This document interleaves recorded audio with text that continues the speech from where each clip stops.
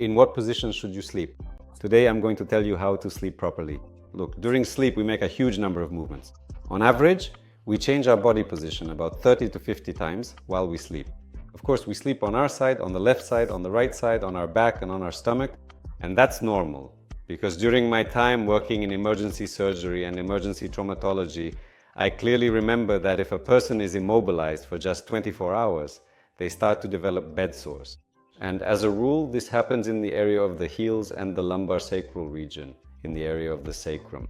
Because our brain continues to control our body while we sleep. Our brain keeps making sure that we don't stay in one position for too long and develop pressure sores. That's why there are beneficial sleeping positions, and we can improve our sleep by using very simple life hacks with things like pillows or blankets. And the first thing I want to start with is that when you sleep on your side, try to place a pillow or a rolled up blanket between your legs. Just look at children. They always throw their leg over their dad or mom, right over their parent. Why do they do that? Because they are creating space between our knee joints, between our legs. Why is this done? It's done instinctively? Yes. Or what else does a child do?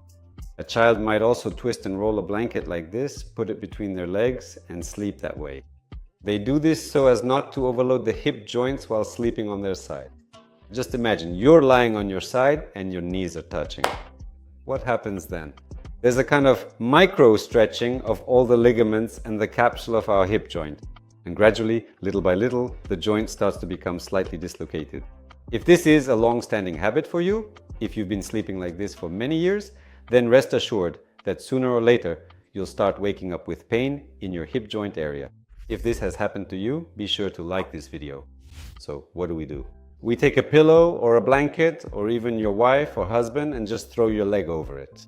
In other words, we create some space between the knee joints. This is very important. If you sleep on your side, tuck something under you. Yes, take a small pillow and place it under your side where your pelvis ends. Why do we need to do this? So that our spinal column, that crucial part of our anatomy, remains perfectly and absolutely horizontal in its alignment, in direct relation to the surface of the bed, you understand, right? And actually, for example, I prefer to sleep on the floor. I take mattresses, lay out 1 or 2, and I like to sleep on the floor. In general, sleeping on a hard surface is a really great life hack. And thirdly, of course, our cervical spine also needs to be aligned. Choose a pillow so that your head never sags, so that it stays exactly perpendicular to your shoulders, your upper shoulders and shoulders.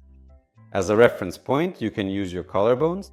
I will definitely talk about how to choose the right pillow in my Telegram channel. The link is in the description below this video. Go check it out and subscribe. If you like to sleep on your back, there are also a few factors to consider here. First of all, yes, I encourage everyone to sleep on a firm surface, to sleep on, say, a mattress, or like the Kazakhs have, something called a kurpeshkin. These are great little mattresses that are really comfortable to sleep on.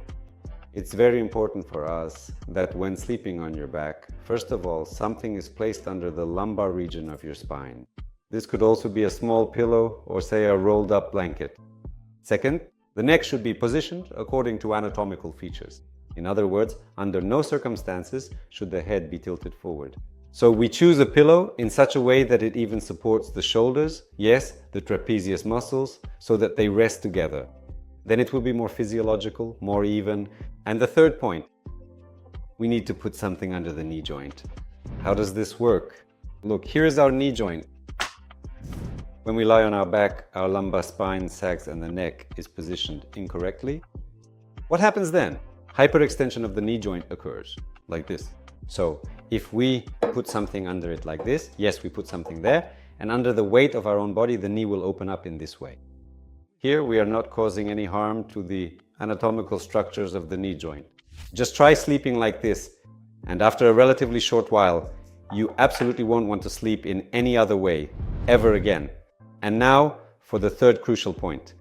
If you genuinely prefer to sleep on your stomach.